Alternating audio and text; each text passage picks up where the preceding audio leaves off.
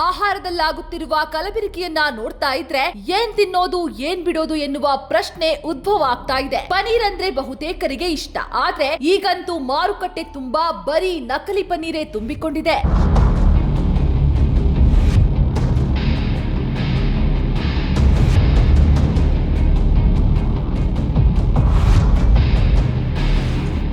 ಸೂರತ್ನಲ್ಲಿ ನಕಲಿ ಪನ್ನೀರ್. ಹೌದು, ಸೂರತ್ನ ಗೋದಾಮಿನಲ್ಲಿ ನಕಲಿ ಪನ್ನೀರ್ ತಯಾರಿಸಲಾಗ್ತಿತ್ತು. ಈ ಬಗ್ಗೆ ಖಚಿತ ಮಾಹಿತಿ ಪಡೆದ ಸೂರತ್ ಮುನ್ಸಿಪಲ್ ಕಾರ್ಪೊರೇಷನ್ನ ಆಹಾರ ಸುರಕ್ಷತಾ ಇಲಾಖೆಯ ಅಧಿಕಾರಿಗಳು ದಾಳಿ ನಡೆಸಿದ್ದಾರೆ. ಈ ವೇಳೆ ಫ್ರೀಜರ್ ನಲ್ಲಿ 1401 ಕೆಜಿ ನಕಲಿ ಪನ್ನೀರ್ ಪತ್ತೆಯಾಗಿದೆ. ದಾಳಿಯ ವೇಳೆ ಅಧಿಕಾರಿಗಳು 25 ಲಕ್ಷ ರೂಪಾಯಿ ಮೌಲ್ಯದ ಯಂತ್ರೋಪಕರಣ, ಮಾಪಕಗಳು, ಪ್ಲಾಸ್ಟಿಕ್ ಚೀಲಗಳು, ಬ್ರ್ಯಾಂಡ್ ಮಾಡದ ಅನ್ಲಾಕ್ ಪನ್ನೀರ್ ಸ್ಟಿಕ್ಕರ್ಗಳು ಮತ್ತು ಅಸಿಟಿಕ್ ಆಮ್ಲ ಮತ್ತು ಪಾಮ್ ಎಣ್ಣೆ ಸೇರಿ ಒಟ್ಟು 28.44 ಲಕ್ಷ ರೂಪಾಯಿ ಮೌಲ್ಯದ ವಸ್ತುಗಳನ್ನ ವಶಪಡಿಸಿಕೊಂಡಿದ್ದಾರೆ. ಇದು ಕೇವಲ ಸೂರತ್ನ ಒಂದು ಕಥೆಯಲ್ಲ, ನಮ್ಮ ಕರ್ನಾಟಕದಲ್ಲೂ ಕೂಡ ನಕಲಿ ಪನ್ನೀರ್ ದಂಧೆ ಇದೆ. ಈ ಜಾಲ ನಿಮ್ಮ ಕಣ್ಣಿಗೇನಾದ್ರೂ ಬಿದ್ರೆ ಕೂಡಲೇ ವಿಜಯ ಟೈಮ್ಸ್ಗೆ ಮಾಹಿತಿ ನೀಡಿ.